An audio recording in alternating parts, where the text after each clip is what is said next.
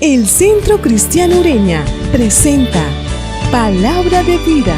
No viváis conforme a los criterios del tiempo presente. Por el contrario, cambiar nuestra manera de pensar para que así llegáis a conocer la voluntad de Dios, es decir, lo que es bueno, lo que es perfecto delante de Dios. Palabra de vida. Quisiera orar para que el Señor sea aprobando este mensaje. La Biblia dice: procura con diligencia presentarte a Dios aprobado, como obrero que no tiene de qué avergonzarse. Hay algo interesante: tú puedes tener fe en Cristo Jesús, pero si esa fe Cristo no la aprueba, de nada sirve. Pude haber preparado este sermón, pero si Cristo no lo aprueba, de nada me sirve. Por eso quiero orar para que el Señor sea abriendo nuestro entendimiento, dándonos sabiduría, y sea Él, a través de mi vida, un instrumento útil en sus manos. Por eso le pido que usted pueda levantarse y pueda clamar para que el mensaje de hoy sea algo real a su vida y no simplemente sea algo más para la biblioteca de mensajes olvidados, sino que el mensaje de hoy pueda repercutirnos y cada día ayudarnos a ser más como Cristo, como Él lo demanda. Vamos a orar, mi iglesia. Señor, gracias porque tú eres bueno, porque para siempre es tu misericordia. Gracias por el gran privilegio y el gran honor que nos da de poder estar aquí juntos como tu cuerpo reunidos. Gracias porque tú eres bueno para con cada uno de los que estamos acá. Le has dado la vida, le has dado salud, pero ante todo le has dado la salvación. Permite que tu palabra, porque en eso estamos reunidos, basado en ello, nuestra fe está puesta en ella, sea instrucción, sea enseñanza, sea exhortación para nuestras vidas. Da, Señor, fortaleza a aquel que está débil. Da palabra a aquel que la necesita. Y al salir de este lugar podamos ir dispuestos a poder practicarla como tú lo demandas. En el nombre de Jesús. Amén. Y antes de comenzar quisiera que se ubicase en Primera de Pedro, capítulo 2. En la siguiente diapositiva vamos a encontrar un verso interesante. El apóstol Pedro le escribe a aquellos cristianos que han sido dispersos en las diferentes regiones de Asia Menor. Estos cristianos han sido perseguidos por causa de predicar el evangelio. Aquel personaje que los estaba persiguiendo se llamaba Nerón. Así que en los primeros capítulos estos hombres no se encontraban en su tierra, en Jerusalén, en Israel, sino se encontraban en diferentes lugares. En el segundo capítulo, en los primeros versículos, Pedro le dice a aquellos cristianos que han sido dispersados: hey, recuerden comportarse dignamente delante de una sociedad que los odia, delante de una sociedad que los persigue. Por eso es necesario despojarse de toda cosa, toda malicia, todo aquello que no refleja a Cristo. Para ello, Él les recuerda la posición que han adquirido en Cristo Jesús.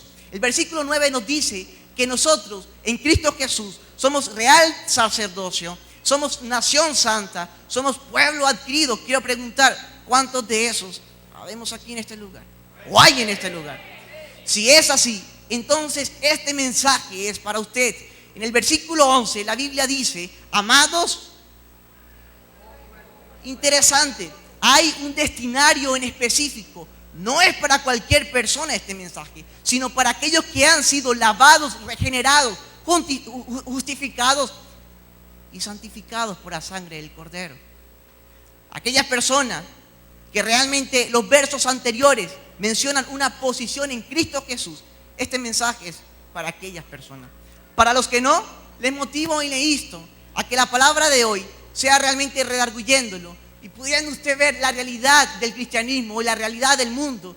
Y más que tomar la decisión porque usted llega a Cristo es por el Padre que así lo decide, usted pueda darse cuenta que el ser cristiano es de valientes. Y solo aquel que llega hasta el fin, ese será salvo.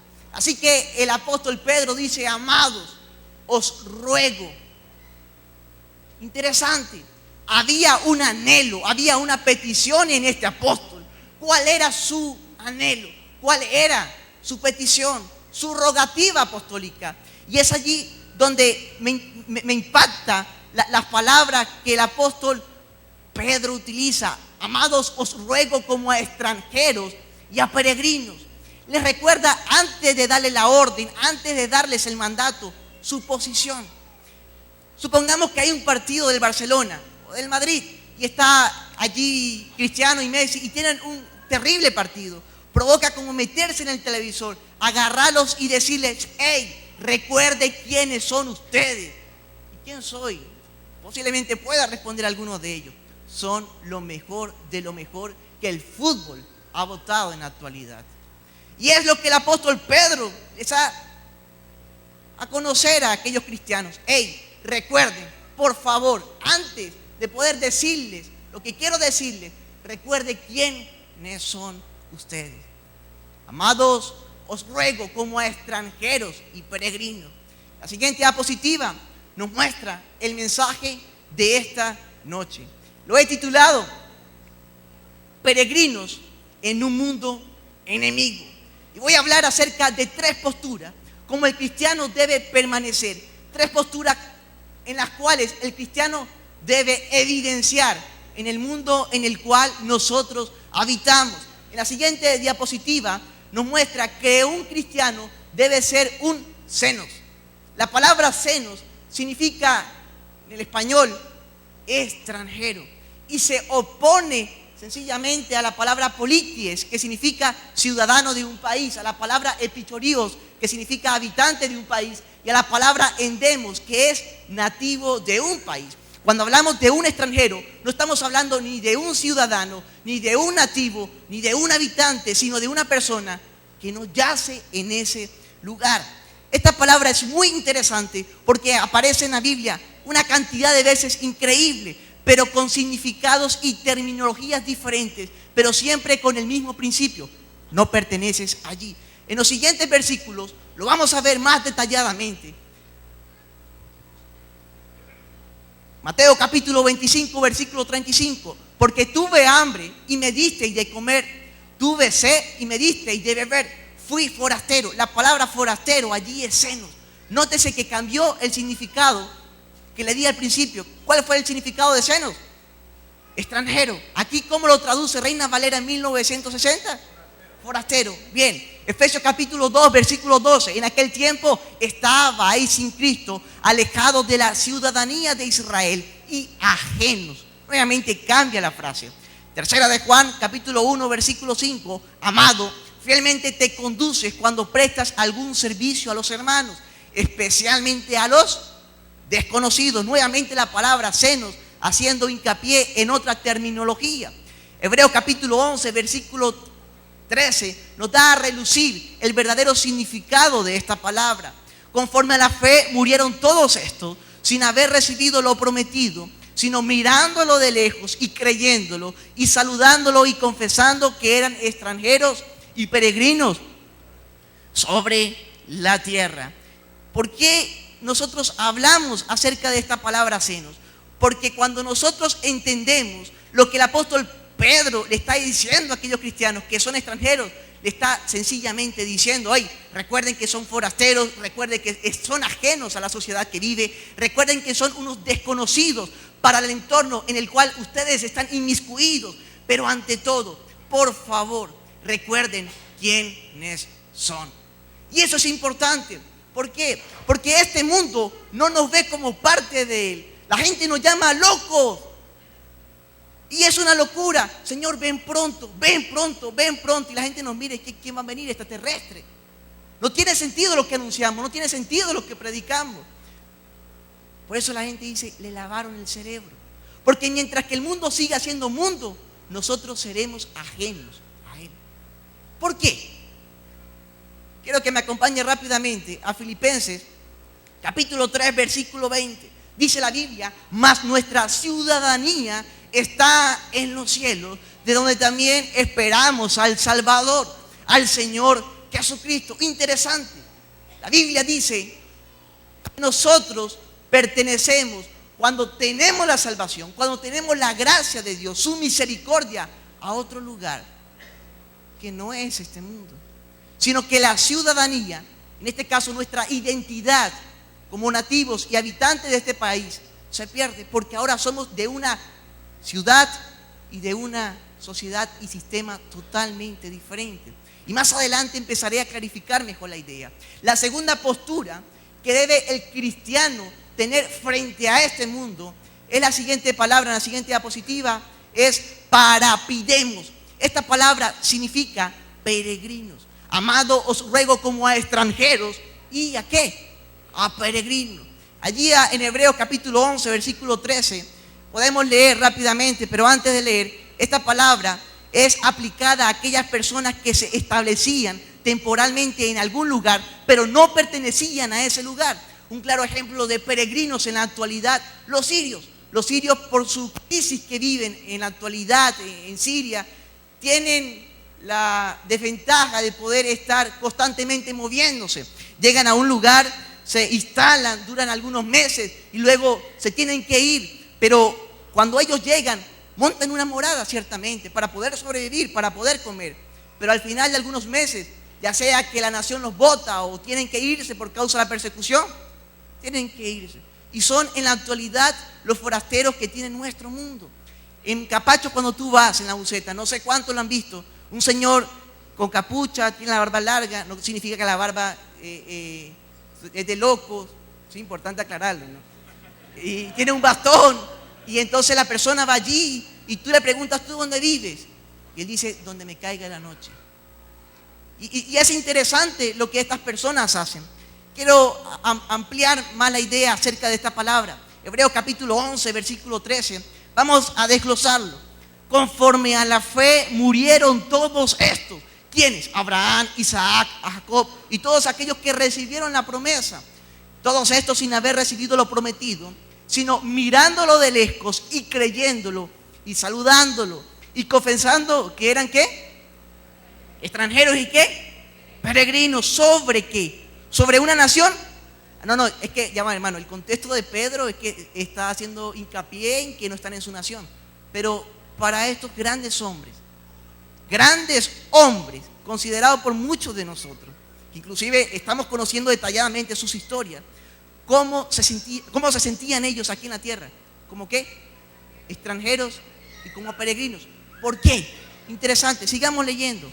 Porque los que estos dicen claramente dan a entender que buscan una patria, pues si hubiesen estado pensando en aquella de donde salieron, ciertamente tenían tiempo de volver, pero anhelaban una mejor, esto es, celestial, por lo cual Dios no se avergüenza de llamarse el Dios de ellos, porque les ha preparado una ciudad. En el antiguo mundo, hace 2000 años, esta palabra era muy conocida por los griegos, los romanos y los judíos. Un griego llegaba a Roma y decía, quiero un paradipemei crospairon. ¿Qué es eso? Un permiso temporal por 20 días para poder habitar en Roma.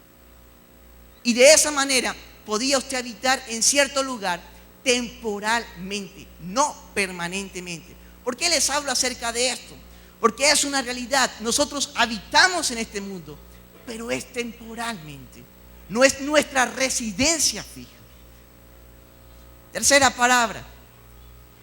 La tercera postura que debe tener el cristiano frente a este mundo es la palabra paroicos. No paraco, paroicos. Importante, paroicos. Esta palabra significa, interesante, porque habla de un hombre que es un residente ajeno. Es decir, vive conforme a la gente, hace lo que la gente hace, paga los impuestos, pero no se ha naturalizado con la gente. Es decir, no ha adoptado las formas y costumbres, pues tiene una identidad del lugar donde viene. Un claro ejemplo, por nombrarlo así rápidamente, los costeños. Los costeños en el lugar donde llegan, sin importar cuál es la región, cuál es la ciudad, ellos siguen siendo costeños. Porque están en Ureña, pero su identidad no la han perdido. Y esto es lo que la palabra paroicos hace referencia, a que permanecen en un lugar, sí, viven en un lugar, sí, pero no se han naturalizado con la cultura ni con el entorno. En Lucas capítulo 24, versículo 18, encontramos esta palabra en la siguiente historia, respondiendo uno de ellos, que se llamaba Cleofas, en el camino de Saúl a Emaús. Jesús se le aparece a estos hombres y uno de ellos, llamado Cleofas, le dice, ¿eres tú el único forastero en Jerusalén que no ha sabido las cosas que en ella han acontecido en estos días. Es decir, la palabra forastero allí no es senos ni parapedemeín, así, sino que es paroicos. Y la palabra paroico significa que aparentemente Cristo vivía en Jerusalén, pero no era de Jerusalén. Debe ser porque cuando Cristo resucitó tenía un aspecto totalmente diferente. Y ellos cuando lo vieron dijeron, tú debes ser de Jerusalén, pero como que no eres de allí. ¿Por qué les hablo acerca de esto? Es importante porque el cristiano es una comunidad en un conjunto de extraños. Qué interesante, porque nosotros vivimos en esta sociedad, pero nuestras leyes, nuestra forma de vida, nuestra forma de actuar, de hablar, de pensar, de obrar, no la rige el mundo, ni la da el mundo, sino la da el Evangelio de nuestro Señor Jesucristo. Esto no quiere decir que tú vas a salir, el mundo no sirve y yo voy a hacer lo que yo quiera. Romanos capítulo 13, versículo 1 en adelante nos dice que debemos sujetarnos a las autoridades, siempre cuando esas autoridades estén sujetas a la palabra de Dios. Si no, dice el apóstol Pablo y Pedro, los dos lo dicen en diferentes libros. ¿A quién obedeceremos? ¿La ley humana? Para desagradar a Dios, obedeceremos a Dios. Y esto es importante comprenderlo, porque vivimos en este mundo, pero nuestra vida y nuestra forma de actuar no la rige la sociedad, la rige la palabra, nuestro evangelio eterno que Dios nos ha manifestado. Diga a la persona que tiene a su lado, no, y tiene que decirle,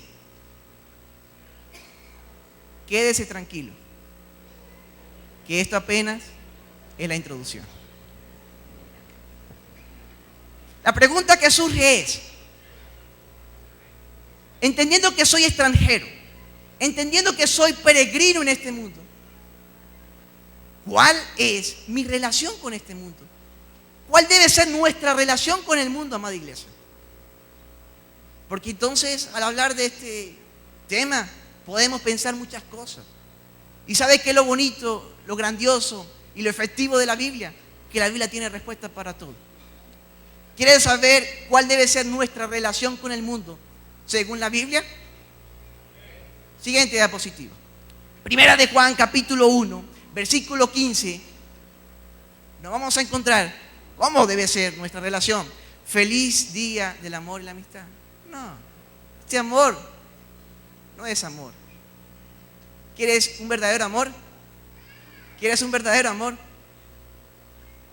Es Dios, pero te va a mostrar lo que no es el amor, y es el amor al mundo. Así debe ser nuestra relación para con el mundo. Lo contrario al amor es: no améis al mundo, ni las cosas que están en el mundo. Si alguno ama al mundo, el amor del Padre no está en él. Porque todo lo que hay en el mundo, los deseos de la carne, los deseos de los ojos y la vanagloria de la vida, no proviene del Padre, sino del mundo. Y el mundo pasa y sus deseos, pero el que hace la voluntad de Dios, a la cuenta de 3, pero el que hace la voluntad de Dios, increíble, increíble. La palabra mundo aparece más de 250 veces en la Biblia. Según los principios hermenéuticos, hay algo importante que esta palabra quiere decirnos. Es una palabra polisémica, es decir, tiene varias connotaciones, varios significados. No entiendo, a ver si comprendo. La Biblia me dice que no debo amar el mundo, pero si Dios cuando creó el mundo dijo que era bueno en gran manera. A veces la palabra mundo significa las personas, es decir, no debo amar las personas, porque todo el contexto de Primera de Juan, la evidencia de un nuevo nacimiento es amar al prójimo. Realmente la pregunta surge, ¿a qué hace referencia Juan cuando se refiere a que no debemos amar al mundo? En la siguiente diapositiva vamos a conocer un poco más si se refiere al planeta, si se refiere a la tierra o si se refiere a las personas. El planeta, Salmo capítulo 24, versículo 1. De Jehová es la tierra y su plenitud, el mundo, el globo terráqueo, aquellos adornos que componen nuestro universo. No, no es eso. Dios ama la tierra, lamentándolo mucho. Nosotros hemos destruido la tierra. No hemos valorado lo que Dios nos ha dado. De eso no está hablando Juan. Está hablando acerca de la tierra, en este caso, no lo que está afuera, que se ve del universo, sino aquí, todo lo que habita. Está hablando Dios de que no debemos amar esas cosas. Jeremías capítulo 10, versículo 12. El que hizo la tierra con su poder, el que puso en orden el mundo, todo el sistema de la naturaleza aquí en la tierra. Romanos capítulo 1, versículo 8. Interesante. Lo importante que es conocer las palabras dentro de su contexto. Quiero que presten atención. Esto no tiene nada que ver con el tema, pero qué fundamental es conocer esto. Primeramente doy gracias a mi Dios mediante Jesucristo con respecto a todos vosotros, de que vuestra fe se divulga por todo el mundo. Se nos ha enseñado que cuando toda persona conozca de Cristo, será el fin. Qué interesante, porque la palabra mundo allí no habla de personas, allí está hablando de todo el territorio, hasta que todo el evangelio llegue a los diferentes lugares. Pero hay algo interesante allí, y quiero explicarlo. Cuando la Biblia hace referencia a la palabra mundo, hay tres connotaciones diferentes. Y aquí la Biblia dice que se divulga por todo el mundo. Hace referencia a las personas o a la tierra. En una de las cartas del apóstol del apóstol Pablo, él enseña, ahorita se me fue el verso, él enseña algo interesantísimo. Y dice que cuando venga el fin, ¿qué sucederá? Pues acabará el mundo, lógico. Cuando venga el fin se acaba el mundo. Pero antes que venga el fin, será predicado todo el evangelio en la tierra. Y yo le pregunto a aquellos misioneros, mira, una pregunta, ¿cuáles son los países que no han sido alcanzados? Ellos me dicen, los países asiáticos. Cuando ellos conozcan del evangelio, se acabará entonces el mundo. Y yo me la acerco y les pregunto, ¿y de dónde salió el evangelio? De allá salió el evangelio. Qué interesante. Es como para tener allí un dato importante. La tercera connotación de la palabra mundo hace referencia a las personas. Juan 3:16, porque de tal manera amó Dios al mundo. ¿A quién? No dio su vida a Dios por las plantas. No dio su vida a Dios por la tierra. ¿Dio su vida por quién? La palabra mundo significa cosmos. En la siguiente diapositiva vamos a encontrar un ejemplo más amplio y más detallado. Juan capítulo 1, versículo 10. En el mundo estaba y el mundo por él fue hecho, pero el mundo no le conoció. Lo traduzco, en el mundo estaba, en la tierra estaba, y el mundo, globo terráqueo, por él fue hecho, pero el mundo, las personas, no le conoció. Interesante. La pregunta es, ¿a qué hace referencia Juan con la palabra mundo? ¿Quiere conocerla? Siguiente diapositiva. Juan está haciendo referencia a todo sistema que se opone a Dios. Mateo capítulo 4, versículo 8. Otra vez le llevó al diablo a un monte muy alto y le mostró todos los reinos del mundo, su poder, su gloria, su magnificencia. Mateo capítulo 5, versículo 14. Vosotros sois la luz de este sistema. Vosotros sois la luz, iglesia, de esta sociedad. Hechos capítulo 17, versículo 6. Pero no hallándolos, trajeron a Jasón y a algunos hermanos ante las autoridades de la ciudad, gritando, estos que trastornan el lugar, las leyes, las ideologías, estos que trastornan lo que hemos creído y en los cuales fundamentamos nuestras vidas y prácticas, están aquí, han llegado a este lugar. Gálatas capítulo 4, versículo 3. Así también nosotros, cuando éramos niños, estábamos en esclavitud. ¿Bajo los qué? Los rudimientos del mundo, del sistema. En los tiempos de Sodoma y Gomorra, el mundo significó toda la sensualidad y toda la depravación. En los tiempos de Salomón significó el oro, la plata, las posesiones. En los tiempos de Daniel, el resplandor, los grandes jardines, la belleza de la antigua Babilonia. En los tiempos de Grecia, toda la sabiduría significó el mundo para los griegos. El que tuviese conocimiento tenía poder. En los tiempos de Darwin, el mundo para ellos significó el ateísmo. Es decir, la idea de que podemos vivir sin Dios. La pregunta que realmente antes de pasar a la siguiente diapositiva es, ¿quién controla este mundo? ¿Quién controla este sistema? Siguiente diapositiva. Y allí nos vamos a encontrar que el mundo entero está bajo el maligno. Sabemos que somos de Dios y el mundo entero está bajo el maligno. Pero sabemos que el Hijo de Dios ha venido y nos ha dado entendimiento para conocer que es verdadero y estamos en el verdadero.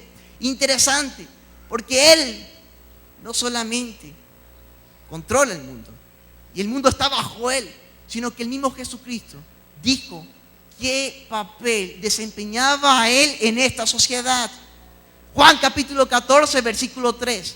No hablaré ya mucho con vosotros, porque viene el príncipe de este ¿qué? Vuelvo a repetirlo. ¿Y viene el príncipe de quién? ¿Qué controla a Satanás? Controla a los líderes del mundo, el entretenimiento, los negocios, la política, las religiones, las organizaciones mundiales. Él controla todo ello. Lo interesante de todo ello es entender y comprender a qué hacía referencia la palabra mundo de parte del apóstol Juan. Sencillamente nuestro autor se refiere a la sociedad humana, pagana, que se organiza sobre principios falsos y se caracteriza por deseos bajos y falsos valores. El mundo tiene que ver con aquello que se opone a nuestro Creador, a los principios bíblicos y al evangelio puro y sano. Ante esta realidad, quiero pasar a la siguiente diapositiva. Y para poder ampliar más todo esto, quiero hacer 3 preguntas. Y aquí es donde baso parte de la predicación. Lo primero es, ¿qué significa amar al mundo? Lo segundo es, ¿qué cosas hay en el mundo que debo aborrecer? Y lo tercero es, ¿por qué no debo amar al mundo? 3 preguntas elementales. ¿Qué significa amar al mundo? Siguiente diapositiva. Empecemos por allí. No améis al mundo. No es una opción. No es una alternativa. No es si tú quieres. No es si te place. Es una orden. Es un mandato. Debes hacerlo porque sí. Sencillo. No améis al mundo. Amar al mundo es una entrega. Es una devoción. No a las plantas. No a la tierra. No a las personas, sino al sistema invisible que está controlado por Satanás, que se opone a la voluntad soberana de nuestro Dios. La palabra amor que aparece aquí en este verso es la palabra griega ágape. Y lo que Juan está diciendo, ustedes no pueden amar a Dios incondicionalmente y también amar al mundo. Ambos amores no pueden haber en su vida. O amas a Dios o amas al mundo. Qué interesante, ¿por qué? Porque cuando hablamos de este tema, usted puede decir, no me interesa. Es una evidencia de que amas al mundo. Si realmente nos preocupa este tema, es donde nos preguntamos, ¿qué significa amar al mundo? Amar al mundo no es ser tentado. Todos padecemos tentaciones. Amar al mundo es ceder ante esas tentaciones y olvidar por completo todo lo que he aprendido acerca de Dios. ¿De qué te sirve tener un título de teología si cuando llega la tentación cedes ante ello? ¿De qué te sirve venir a la iglesia y cantar y predicar si cuando llegan las dificultades cedes ante ello? Amar al mundo no significa poseer conocimiento, poseer posición. Amar al mundo significa que ese conocimiento es más importante y más valioso, que transforma mi vida más que el mismo evangelio de nuestro Señor Jesucristo. Amar al mundo significa que doy más de 20, 40, 50, 15,000 horas, más de 30,000 horas, más de 40,000 horas, más de 500,000 horas en toda mi vida como persona que fui a la escuela, persona que fui a kinder, al liceo, a la universidad, pero ni siquiera doy 2, 3 horas a la palabra del Señor, cuando realmente lo que me manda hacer es a conocerlo a Él. Juan 17:3, y esta es la vida eterna, que lo conozcan a Él. ¿Dónde se conoce a Dios? ¿En el conocimiento secular de este mundo? No, en el conocimiento bíblico. Amar al mundo no es tener posesiones, es dejar que esas posesiones, como un carro o una casa, ocupen el lugar de Dios. Amar al mundo no significa desear algo. Todos deseamos muchas cosas. Si yo preguntase uno por uno, ¿qué deseas? Materialmente hablando, muchos dirían, me hace falta esto. ¿Está mal ello? No. Amar al mundo significa que esos deseos hagan en mi vida que sea lo primero para buscarlo y no el reino de los cielos, porque lo demás vendrá por añadidura. Amar al mundo no es divertirnos. ¿A cuánto no le gusta pasar unas gratas vacaciones? ¿A cuánto no le gusta conocer la creación de nuestro Creador? No está mal eso, sino amar al mundo significa hacerlo como el mundo lo hace. Si no me crees, ver un culto de jóvenes. Es interesante, porque un joven cristiano lleva a otra persona impía a la iglesia. Y cuando el joven llega, viene saliendo de una discoteca de día, qué locura, y lo lleva a la iglesia en la noche. Y mientras están alabando a Dios, él está saltando y brincando lo mismo que está haciendo en la discoteca. A la final él dice, ay, pero ustedes son chévere. Y el otro le dice, sí, pero es que estamos en este caso alabando y exaltando a Dios. Esa es la diferencia. Y dice, pero es lo mismo. Y la persona se queda mirando, ¿cómo así que es lo mismo? Sí, es lo mismo, la diferencia es que tú alabas a Cristo y bueno, yo aquí haciendo lo mismo. No hay diferencia. No hay diferencia. No estoy diciendo que amar al mundo significa saltar. Por amor a Dios tenemos la libertad para hacerlo. Lo que estoy diciendo es que no podemos hacerlo igual que el mundo, porque el mundo nos dio un modelo. Es una realidad. La pregunta es, ¿a quién estoy amando? Amar al mundo no es estar bien, estar bonito como usted está ahorita en este momento. Amar al mundo significa creerme tan importante, tan valioso, que me vuelvo vanidoso y prepotente. La educación, tus títulos, de nada te sirve. Lo que realmente te va a caracterizar como una persona humilde y sencilla es tu trato con las personas. No tus grandes senos, no tus pectorales, sino lo que eres en realidad. Esto es importante porque hago la pregunta, ¿cuál es la diferencia entre una persona que ama más al mundo y otra persona que no ama al mundo? Sencillo, la persona que ama al mundo tiene un conocimiento superficial acerca de las Escrituras. La persona que ama al mundo tiene un conocimiento superficial acerca de su posición en Cristo. La persona que ama al mundo tiene un conocimiento superficial acerca de lo que es este mundo. Ante ello, quiero que podamos comprender que Satanás nos viene y te dice, mira, toma un poco de mundo, pero recuerda que te vas a alejar de Dios. Satanás no actúa así. Satanás actúa así.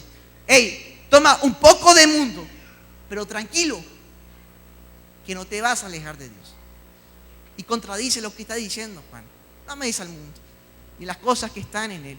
Por eso el gran teólogo Westcott dijo, no puede haber un vacío en nuestra vida. O amamos a Dios, o amamos al mundo, pero no podemos servir a dos señores. La segunda pregunta que hago es, ¿qué cosas hay en el mundo que debo aborrecer?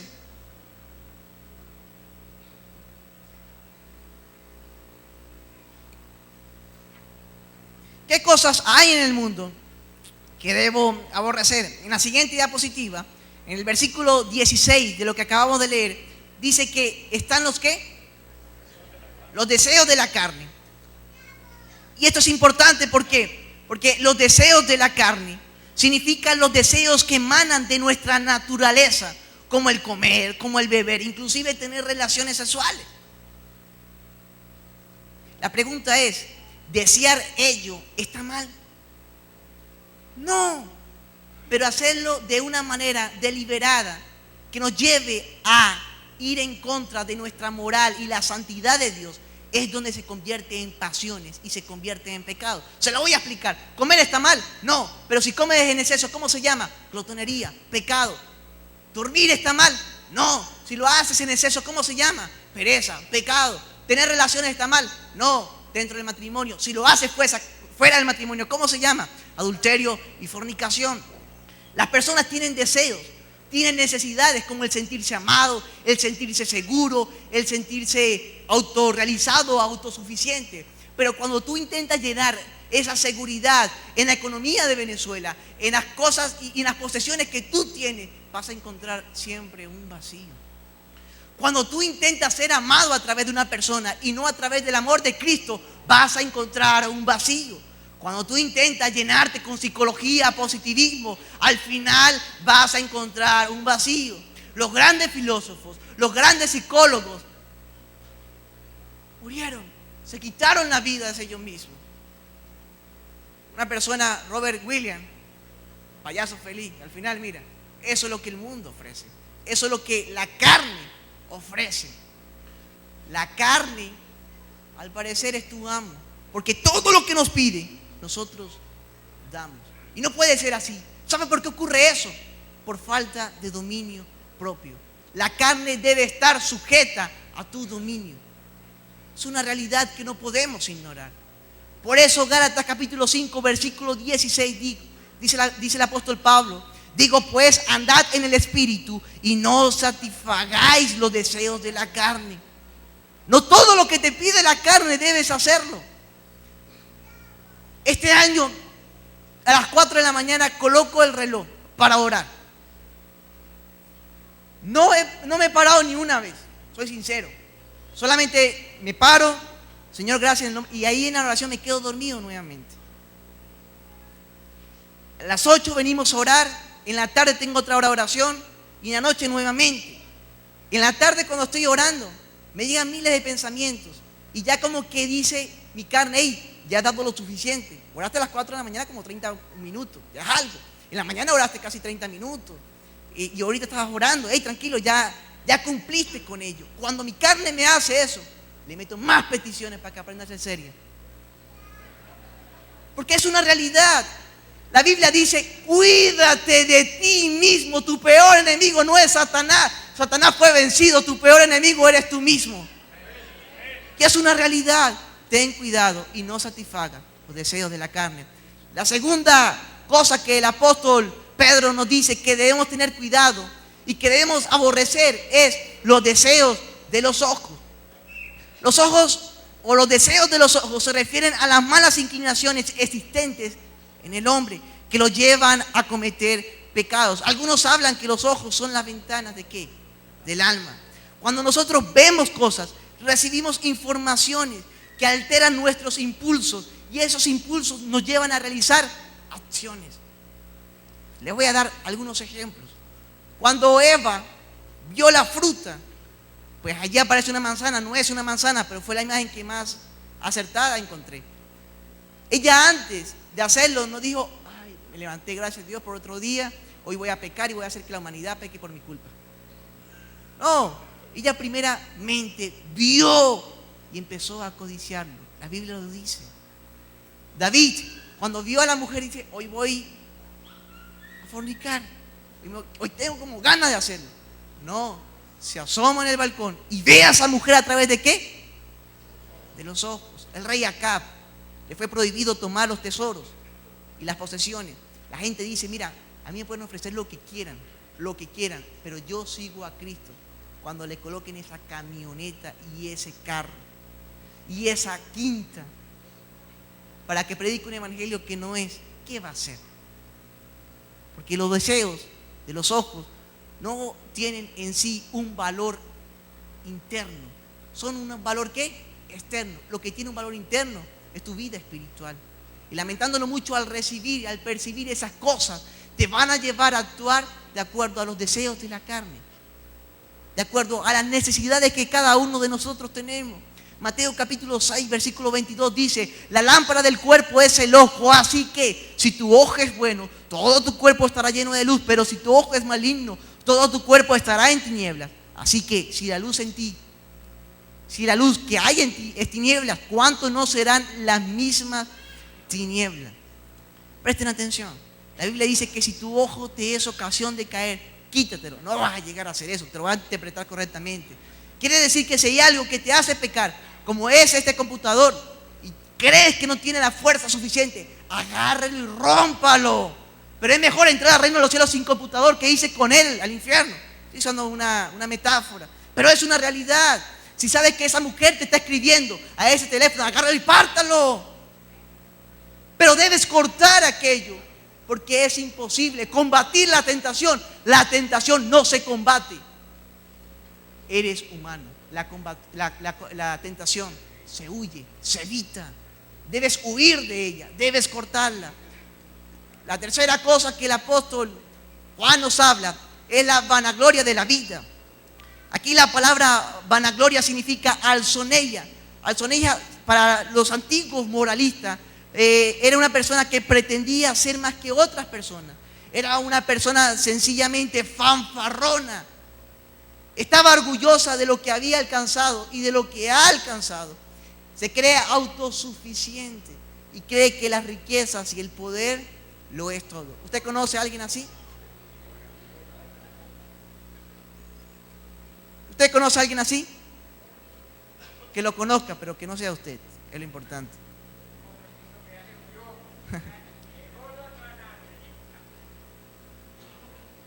Los deseos de la carne, los deseos de los ojos, la vanagloria de la vida. Tercera pregunta que hago en esta hora es: ¿por qué no debo amar al mundo? Interesante. Y lo primero que nosotros nos vamos a encontrar es que Dios odia la mundanalidad, porque la mundanalidad va en contra de la santidad y la justicia de nuestro Creador. Debemos entender y comprender que el único que mantiene un camino de salvación en este mundo, lógicamente es su palabra, pero también la iglesia. Por eso el mundo nunca será nuestro amigo. Por eso el mundo nunca nos aceptará, porque somos los únicos capaces de poder transformar todo este sistema. ¿Por qué no debemos amar al mundo? Porque si lo amamos, siguiente diapositiva, nos constituimos enemigos de Dios. Santiago capítulo 4, versículo 4. Oh almas adúlteras, ¿no sabéis que la amistad del mundo es enemistad contra Dios? Cualquiera pues que quiera ser amigo del mundo se constituye enemigo de Dios. Levante la mano, ¿cuántos enemigos de Dios hay en este lugar? Escuchen, eso es importante. Qué gran lección, qué gran lección. Porque a todos a veces decimos amén, y puede ser gracioso y chistoso, pero debemos escuchar muy atentamente. ¿Cuántos enemigos de Dios hay en este lugar? ¿Cuántos amigos de Dios sabemos en este lugar?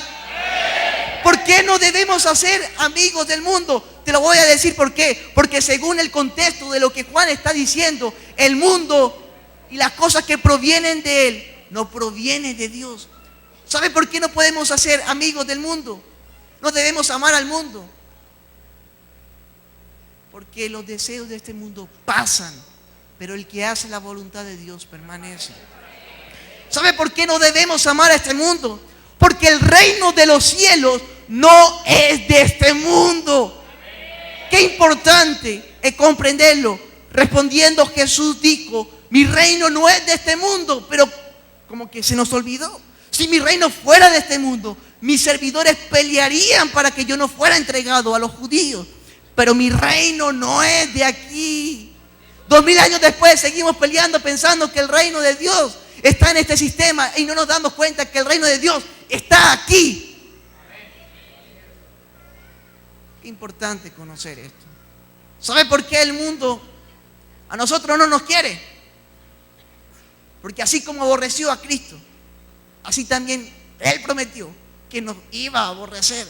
Si el mundo os aborrece, sabed que a mí me ha aborrecido antes que a vosotros. Si fuerais del mundo, el mundo amaría lo suyo. Pero porque no sois del mundo, el mundo os aborrece. ¿Por qué no debemos amar al mundo? Sencillo, porque no somos de este mundo. Ellos son del mundo, por eso hablan del mundo y el mundo los oye. Nosotros no somos de este mundo, nosotros somos de Dios. El que conoce a Dios nos oye, el que no es de Dios no nos oye. En esto conocemos el espíritu de verdad y el espíritu del error. Porque nada hemos traído a este mundo y sin duda alguna nada podemos sacar. Lo que estoy leyendo no son interpretaciones, lo que estoy leyendo son versículos bíblicos. ¿Por qué no debemos amar al mundo? ¿Sabe por qué? Sencillamente no debemos amar al mundo. Porque el mundo pasa y sus deseos, pero el que hace la voluntad de Dios permanece para siempre. Es la tercera vez que lo repito nuevamente. que eso te quede grabado en tu mente. El mundo te dará, escucha bien, lo que mejor sabe darle a los hijos de Dios. ¿Quieres saberlo? Otros experimentaron vituperios y azotes, y a más de estos, prisiones y cárceles. Fueron apedreados, aserrados, puestos a prueba, muertos a filo de espada. Anduvieron de acá para allá, cubiertos de pieles de ovejas y de cabras, pobres, angustiados, maltratados, de los cuales el mundo no era digno, errando por los desiertos, por los montes, por las cuevas y por las cavernas de la tierra. Y todos estos, aunque alcanzaron buen testimonio mediante la fe, no recibieron lo prometido. La pregunta es, bueno, ya conocí la enfermedad, ya sé lo que tengo, ya sé que he fallado en ello. La pregunta es, ¿qué podemos hacer? Voy a pedirle a alguien que pase porque tengo que escuchar los instrumentos, porque si no, mira, el tiempo ya está volando y me quedo aquí toda la noche. Entonces los instrumentos como que recuerda terminar. Entonces, la pregunta surge, entendiendo y conociendo lo que hemos anunciado en esta noche. Quiero concluir y preguntar, ¿qué debemos hacer entonces? Lo primero que nosotros debemos hacer es recordar.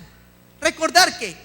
Que Cristo venció el mundo. Estas cosas os he hablado para que en mí tengáis paz. En el mundo tendréis aflicción, pero confiad, yo he vencido al mundo. Debemos recordar que Satanás ya ha sido juzgado y de juicio por cuanto el príncipe de este mundo ya ha sido juzgado. Debemos recordar que aunque perdamos la vida haciendo la voluntad de Dios, de nada le importa al Señor, porque según su palabra, el que ama su vida la perderá, y el que aborrece su vida en este mundo para vida eterna la guardará.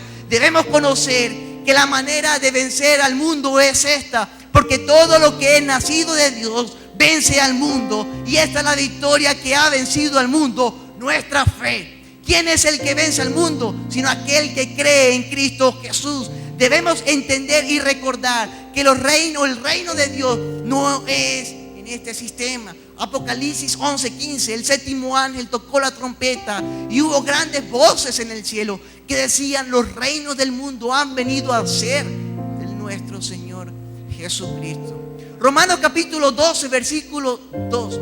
Te la voy a dar de la traducción correcta del griego. Y no se estén dejando amoldear conforme a las costumbres y tradiciones de este mundo pasajero, sino déjense transformar mediante la renovación de vuestro entendimiento. Iglesia, te comportas, hablas y actúas conforme al mundo. Por eso no hay influencia de la iglesia en el mundo. Esa es la razón por la cual la iglesia no es significativa en la actualidad.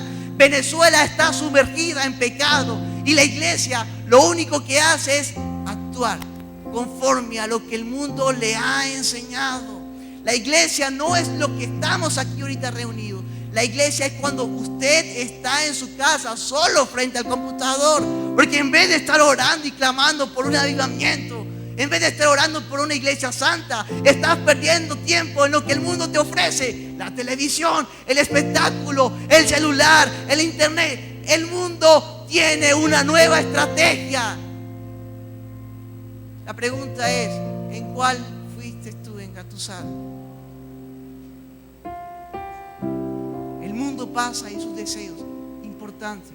Primera de Pedro capítulo 3 nos dice cómo el mundo ha de ser destruido.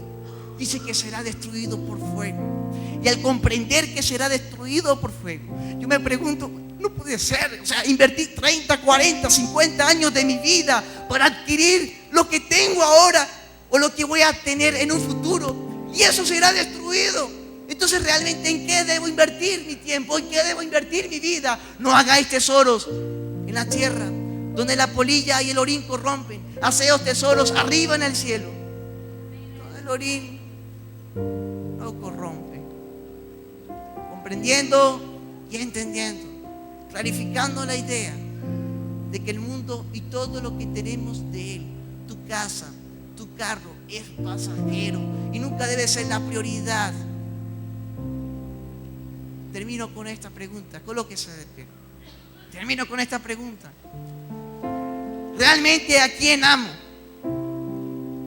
El amor de una persona no se evidencia a través de lo que profesa, sino a través de lo que evidencia, a través de lo que es notorio, a través de lo que le dedica tiempo. Un día estaremos frente a Dios, aquellos que somos su iglesia, y veremos cómo Dios destruye todo ese sistema y todo el mundo. Y nos voltearemos y le diremos: Señor, toda mi vida está allí. Él te dirá: tu vida está aquí, tu vida es conmigo. La gente piensa que al morir la vida eterna comienza ya. La vida eterna comienza aquí. Vuelvo a repetir este verso: y esta es la vida eterna, que lo conozcan a Él, al único Dios verdadero, y a Jesucristo, a quien tú has enviado. Retomo el principio. Primera de Pedro 1:11. Amados, os ruego como a extranjeros y peregrinos, que os abstengáis de los deseos de la carne. En todo el contexto está hablando de que debemos ser irreprensibles en la obra de Dios y a la sociedad en la cual estamos viviendo. La gente debe conocer y distinguirnos de ellos mismos. El mundo nunca nos va a aceptar, pero cuando somos amigos del mundo hay un gran problema. Ahora tú vas a salir a la calle: no me saludes, impía, apártate de mí, Satanás. No. Inclusive, ¿sabes qué dice la palabra?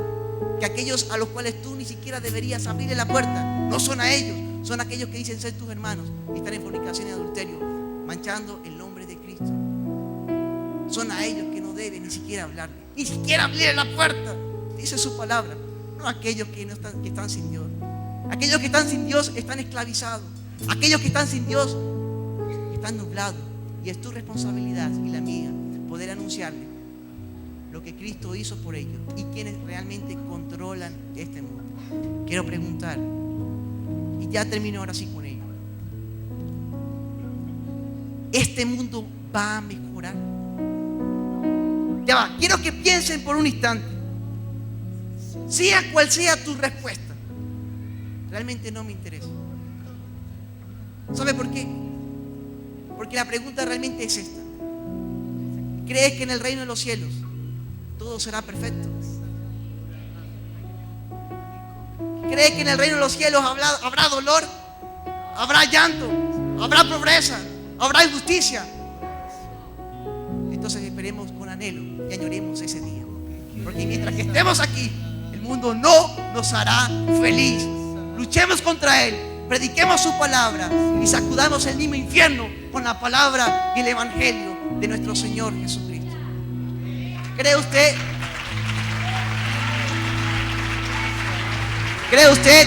que es momento de poder orar?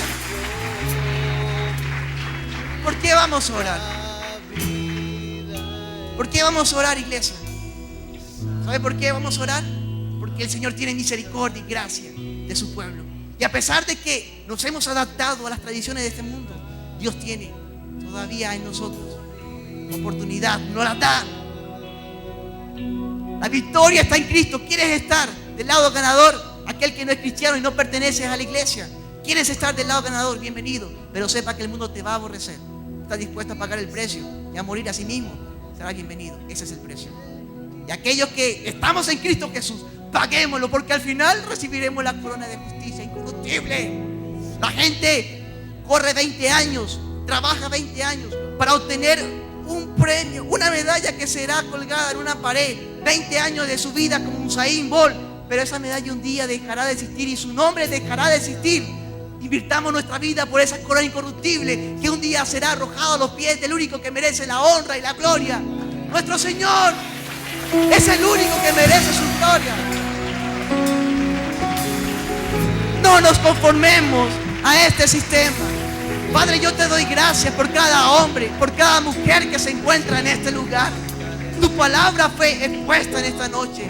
Tu palabra fue proclamada en esta noche. A pesar de que nos sentimos confrontados con nosotros mismos, en ti encontramos esperanza. Hace 2000 años venciste a Satanás. Hace 2000 años, Señor, nos diste la victoria en tu nombre. Por eso, Señor, hoy estamos aquí clamándote, rogándote como tu iglesia, como tu pueblo. diciéndote, Señor, sí hemos pecado, sí hemos fallado, sí, Señor, nos hemos acostumbrado y adaptado a las costumbres, tradiciones, a este sistema, pero realmente reconocemos que queremos cambiar, realmente reconocemos que en ti, Señor, hay solución, en ti hay poder. No queremos ser comunes, no queremos ser igual a todos los cristianos, queremos realmente ser tu hijo, queremos realmente ser extranjeros, queremos realmente ser peregrinos en este mundo. No pertenecemos aquí, Señor. En tu palabra, cuando oraste al Padre, dijiste, Señor, guárdalos, porque no son de este mundo. Y nuevamente te pido eso. Señor, guarda esta iglesia, Centro Cristiano Ureña.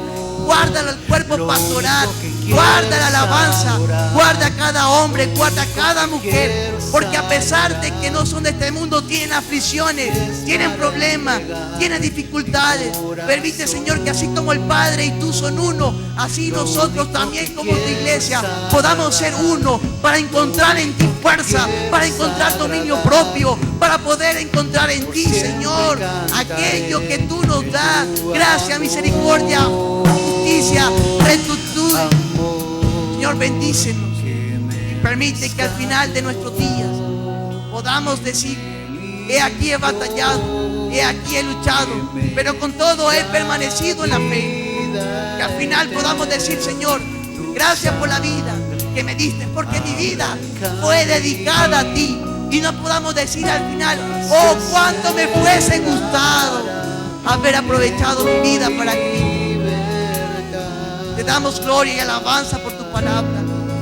Y te suplicamos en el nombre de Jesús, Padre, que nos des identidad, que nos recuerde nuestra ciudadanía, que cuando vayamos a pecar, que cuando vayamos a ceder a las tentaciones, que cuando vayamos a ceder, Señor, aquello que Satanás nos presenta, el Espíritu Santo sea redarguyéndonos, sea recordando. Cuando estemos frente al televisor, cuando estemos al frente de la computadora, recuérdanos quiénes somos, recuérdanos que tú eres santo, santo, santo, y sin santidad nadie podrá verte a ti. Bendice esta iglesia como has bendecido, Señor, tu palabra, y rogamos que hagas tu voluntad y nos ayudes a hacer tu voluntad, porque en tu voluntad permaneceremos.